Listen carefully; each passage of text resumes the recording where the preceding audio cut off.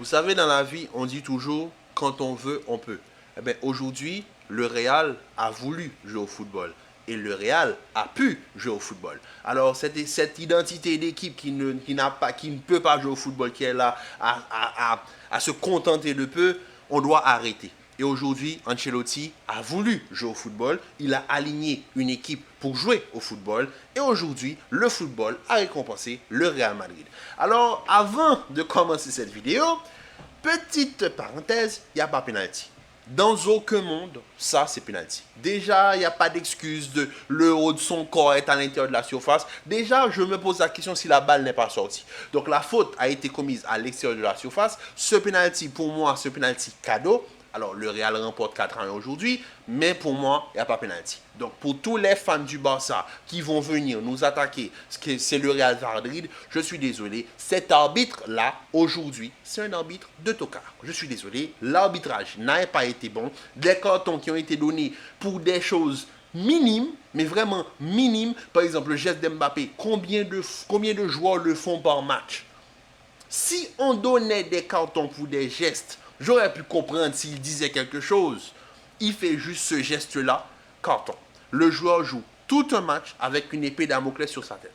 En tout cas, ça n'a pas empêché que le Real aujourd'hui a joué un bon match de football. Et mon Dieu, remercions le football de nous avoir donné Rodrigo et Arda Güler. Le duo Rodrigo et Arda, j'en redemande encore. J'en redemanderai encore toute la saison. Parce que ce qu'on a vu aujourd'hui, dans les petits espaces et la capacité à faire mal et à apporter de la variation dans les mouvements autour de la surface, mais mon Dieu, qu'est-ce que c'était beau à voir aujourd'hui. Et enfin, je regarde un match du Real Madrid, je prends du plaisir depuis le début de la saison. C'est pas trop demandé. On demande juste une cohérence. Et aujourd'hui, on a eu une équipe cohérente. Arda et Rodrigo, les deux très proches de Mbappé. Fran Garcia et Carvajal sur les côtés qui prennent les couloirs, qui apportent des surplus offensifs. Ça s'est vu aujourd'hui. Combien de fois Carvajal a été à la réception jusqu'à ce que c'est lui qui égalise pour le premier but du Real Madrid aujourd'hui? C'est parce que on a eu une équipe qui jouait un football cohérent avec 3 numéros 8, vu que dans ce système de 4-3-2-1, parce que ce n'est pas un 4-3-3, c'est un 4-3-2-1, avec un Arda qui est très proche d'Mbappé. Combien de fois on voit des centres arriver, Arda est tout de suite derrière Mbappé. Arda plonge et prend l'espace derrière l'attaquant. C'est ce que j'attendais du Real Madrid. Et aujourd'hui, le duo Rodrigo-Arda Güler a fait valoir la beauté du football. Ils nous ont donné un spectacle exceptionnel et j'espère que vous avez pris du plaisir. Rodrigo qui pour moi, je pense que c'est pas faute de le dire, mais pour moi dans les trois de devant qui devraient être issus là, c'est-à-dire Vinicius, Mbappé, Rodrigo, est-ce que Rodrigo n'est pas tout simplement le meilleur techniquement parlant? Rodrigo, ce qu'il a dans les jambes, que ça soit à droite, que ça soit à gauche, mais franchement, ce joueur-là, c'est pour ce genre de joueur que tu allumes ta télévision. C'est ce genre de joueur qui te donne l'envie de regarder un match de football. Rodrigo aujourd'hui termine l'homme du match, mais c'est entièrement mérité. Bravo. Ce qu'il nous a fait aujourd'hui face à l'Espagnol, mais bravo. Rodrigo, buteur sur la part de Vinicius, sur l'extérieur de Vinicius, mais Rodrigo, c'est plus que mérité. C'est plus que mérité. Vraiment. Au niveau du milieu de terrain aujourd'hui, comme tu n'as pas de récupérateur, on a vu une équipe du Real Madrid qui jouait beaucoup plus haut, avec une fluidité dans les sorties de balle qui faisait beaucoup plus de plaisir à voir. Quand tu as par exemple, je dis bien, quand tu as par exemple un Tchouaméni au niveau du milieu de terrain qui lui est un pur récupérateur, qui n'est pas dans la fluidité, on voit que le football est un petit peu rabâché. Mais aujourd'hui, avec 3 numéros 8, tu joues un football beaucoup plus offensif, tu arrives à t'installer beaucoup plus facilement dans le camp adverse. Et aujourd'hui, ça s'est vu. Ça s'est vu. Le Real a encaissé aujourd'hui peut-être sur la seule erreur de Thibaut Courtois lors du match. Suite à ça, le Real a maîtrisé son adversaire. Et c'est ce qu'on demande. C'est ce qu'on demande. Ce n'est pas trop demandé. Donc, Ancelotti, s'il vous plaît, à partir d'aujourd'hui, s'il vous plaît, monsieur Ancelotti, accordez-nous des équipes qui jouent au football. Fran Garcia sur son côté. Je vais me faire l'avocat du diable. Mais Fran Garcia, je suis désolé. Est-ce que Fran Garcia, dans ce système-là, dans ce qu'on a attendu Real Madrid, est-ce que Fran Garcia, c'est pas tout simplement le latéral qu'il nous faut? Est-ce qu'on ne devrait pas penser à peut-être à une reconversion pour Mendy sur le côté en tant que défenseur latéral gauche, mais plus défenseur central? Parce que, par exemple, aujourd'hui, Fran Garcia, l'apport offensif qu'il a eu aujourd'hui, la frappe qu'il décroche en première mi-temps, mais c'est ce qu'on demande, c'est ce que j'attends d'un latéral. Ça fait longtemps du côté du Real Madrid, depuis Marcelo, je dis mais depuis Marcelo, et peut-être Théo Garcia Reguilón, que j'ai eu un latéral qui me donne plaisir, offensivement parlant, sur le côté gauche. J'en avais marre d'avoir cette solidité défensive tout le temps. Et bien quand le Real joue au football, Fran Garcia, c'est le latéral qu'il te faut sur le côté. Parce qu'il apporte énormément sur la largeur du terrain, mais aussi vers l'intérieur. Parce que c'est un joueur qui défend énormément vers l'intérieur pour ne pas laisser trop d'espace entre lui et le défenseur central qui est Tchouaméni à ses côtés. On l'a vu aujourd'hui, un Fran Garcia très intelligent. Et ça fait plaisir. Tchouaméni au niveau de la défense centrale, comme je l'ai dit lors de ma dernière vidéo, je pense qu'il doit penser à une reconversion afin d'assurer une place au Real Madrid. Mais Tchouaméni en tant que défenseur central dans ce système-là aujourd'hui, ça fait plaisir à voir. Récupérateur, il fait ce qu'il aime faire et on l'a vu, il a joué un très bon match. Militao aussi a joué un très bon match. Carvajal, buteur aujourd'hui, a joué un très bon match. Thibaut Courtois a joué un bon match. Il a fait juste une erreur qui nous a, qui nous a un petit peu plombé le moral, mais rapidement le Real Madrid a su remettre les points sur les barres sur les T. On a vu un Real Madrid qui a pu rapidement relever la tête, égaliser tout de suite après, pour ensuite remettre la main sur le match.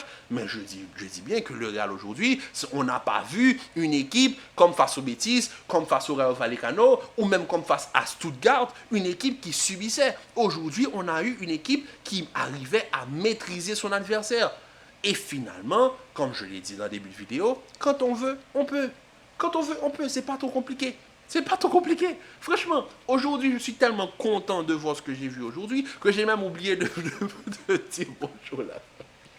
Franchement, c'est plaisant. Ce que j'ai vu aujourd'hui, c'est plaisant. Et j'en redemande encore. C'est tout ce qu'on demande. En plus, on a vu les rentrées en jeu ont fait énormément de bien. Quand tu arrives dans un système comme ça, avec un 4-3-2-1, avec un jeu vraiment vers l'intérieur, avec des idées qui peuvent rentrer vers l'intérieur pour venir amener le jeu vers l'intérieur, les latéraux ultra offensifs, ça apporte énormément. Fran Garcia sur son côté gauche, Carvajal et Vasquez sur son côté droit. On l'a vu, le milieu de terrain était beaucoup plus à l'aise parce qu'il jouait beaucoup plus haut. C'était pas un milieu où il y avait vraiment cette réserve de vouloir être très bas et de défendre. Non, au contraire, quand le Real a cette maîtrise, le Real peut jouer plus haut. Le Real peut s'imposer. Et le Real doit jouer comme ça, plus souvent. C'est tout ce qu'on demande, plus souvent. Maintenant, comme je l'ai dit, dans les trois de devant, il va falloir sacrifier quelqu'un.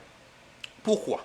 Parce que quand on joue avec trois droitiers, il n'y a pas de variation. Quand tu amènes un gaucher à deux droitiers, ça amène une solution différente. On l'a vu aujourd'hui. Dès que Arda est sorti, c'est sûr que Rodrigo est passé sur son côté. Rodrigo a très bien joué, je ne dis pas le contraire. Mais moi, je dis juste une chose. Quand tu as trois droitiers, ton jeu est prévisible. Il faut juste que tu les amènes entièrement sur le côté gauche. À ce moment-là, ils vont devoir soit rentrer surtout le gaucher, le droitier qui joue à gauche, le droitier qui joue à droite, tu l'emmènes, tu l'empêches d'aller sur son pied droit, tu le forces à aller sur son pied faible, à ce moment-là, c'est plus facile de le gérer. C'est pas compliqué, c'est juste le football. Donc maintenant, Arda, la prochaine fois que je veux voir Arda sur le terrain, ne me mettez pas Arda dans les trois de milieu de terrain. On l'a vu. Depuis le début de saison, Arda Güler montre clairement qu'il a sa place au niveau de la ligne offensive. Il n'est plus un milieu de terrain, c'est pas un numéro 10, sachant le football que joue le Real Madrid, Arda Güler n'a pas sa place au niveau du milieu de terrain. Je pense que là, il faut rapidement reconsidérer la ligne offensive et mettre Arda Güler dans la ligne des attaquants. Parce que Arda, ce qu'il apporte, ça fait plaisir. On a quand même deux ailiers droits dans cette équipe qui sont Brahim et Arda. Les deux sont calibres pour être issus de Real Madrid. Il va falloir faire un tri. Maintenant, moi, je dis juste une chose. C'est pas Rodrigo qui doit aller sur le banc. C'est pas Vinicius qui doit aller sur le banc. Je ne dis pas que c'est Mbappé qui doit aller sur le banc. En tout cas, je dis juste qu'il y a une considération qui doit être faite pour avoir cette variété au niveau de l'attaque. Ensuite, la seule chose que j'ai pas trop compris en fin de match, mais bon, c'est Ancelotti, on va pas trop en parler, c'est Endrick quand il rentre, ça l'a fait deux fois. Endrick rentre, comme face à Stuttgart. Endrick quand il rentre, je vois que quand l'équipe est en 4-3-2-1, Endrick est sur le côté droit. J'ai pas trop compris en fait. Par exemple, aujourd'hui sur le côté droit, il va chercher le ballon, il récupère un penalty. Pour moi qui n'est pas penalty. Mais bon, Endrick, pourquoi c'est lui qui est à droite? Quand tu fais rentrer Endrick, je m'attends à ce que tu mettes soit Mbappé, soit Vinicius à gauche ou à droite. Pourquoi c'est Endrick qui se retrouve à droite? Ancelotti, non. On ne fait pas de Pep Guardiola ici. Hendrick, c'est un attaquant de pointe. On ne va pas faire ce que Xavi a fait avec Victor Roque. On va mettre Hendrick en pointe. Il n'y a pas cette affaire de mettre Hendrick sur le côté, à vouloir jouer les pistes. Non. Hendrick, quand il rentre, il doit jouer en pointe. On le sait, Hendrick c'est un buteur, il faut le mettre dans les conditions de buteur. C'est comme si je dis que l'année dernière, on faisait sortir Rodrigo sur le côté droit et on fait rentrer Ochelou. Pour moi, ça n'a pas de sens. Tu fais rentrer Hendrick dans son poste de numéro 9. Cette affaire de vouloir mettre Hendrick sur le côté, de forcer avec Mbappé en pointe, ça suffit. Parce qu'aujourd'hui, Kylian, aujourd'hui, il marque son penalty, il marque ses petits buts. Kylian, je pense que si je ne me trompe pas, pardon, je vérifie juste des stats pour la vidéo parce que je n'ai pas envie de me tromper.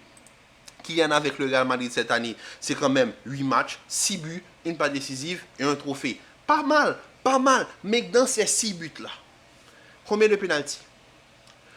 Et ensuite, c'est l'affaire de pénalty, de donner à quiconque. Parfois, c'est Bellingham, parfois, c'est X. Parfois... Il faut arrêter avec ça. Il faut mettre une hiérarchie. Cette affaire de je donne à X ou Y ou Z, stop. Stop. Il y a quelques années, que Benzema ait 2 buts, 3 buts en Liga, il y a penalty, ça va à Cristiano. Que le Barça, que Suarez ait 2 buts en Liga, il y a penalty, ça va pour Lionel Messi. Regardez l'autre jour, Harry Kane, il y a penalty pour le Bayern, peut en avoir 3, 4, 5 par match. Harry Kane ne va pas donner le ballon à Gnabry ou Olise, non. Il prend son ballon, il va tirer. Cette affaire de partager les penalties, il faut arrêter. Donc ça, c'est juste un petit point d'interrogation et aussi par rapport au positionnement d'Hendrick. Mais bon, 3 points de plus qui nous rapportent du Barça. Donc la Liga, on pensait peut-être que ça allait se terminer plus tôt que prévu vu que le Barça était sur une très belle lancée. Là, le Barça commence à perdre quelques joueurs. Le Barça, on ne va pas dire suite à la défaite de la Ligue des Champions, parce que pour moi, cette défaite-là, c'est une défaite, on va dire, qu'on va mettre entre parenthèses, c'est une défaite occasionnelle. Le Barça, pour moi, ne va pas rentrer dans une spirale négative. On attend de voir ce qu'ils vont faire demain, ce qu'ils vont faire pendant ce week-end en Liga. Moi, je dis juste une chose, le Real ne lâche pas le Barça, et tant mieux pour le spectacle, tant mieux pour nous les spectateurs, parce qu'on va continuer à prendre du plaisir. En tout cas, la famille, j'espère que vous avez kiffé le match comme moi j'ai kiffé le match. Donc sur ce, au moins je vais pouvoir terminer cette vidéo en bonne et due forme. Sur ce, prenez soin de vous, commentez, likez et partagez, restez en paix et en santé. On se dit à très vite pour une nouvelle vidéo. Et Ancelotti, quand tu veux, tu peux. Alors s'il vous plaît, pour nous, fans du Real Madrid, donne-nous du spectacle, aligne-nous une équipe cohérente et prenons du plaisir. C'est tout ce qu'on te demande. On veut juste prendre du plaisir. Alors la famille, à la prochaine. Peace.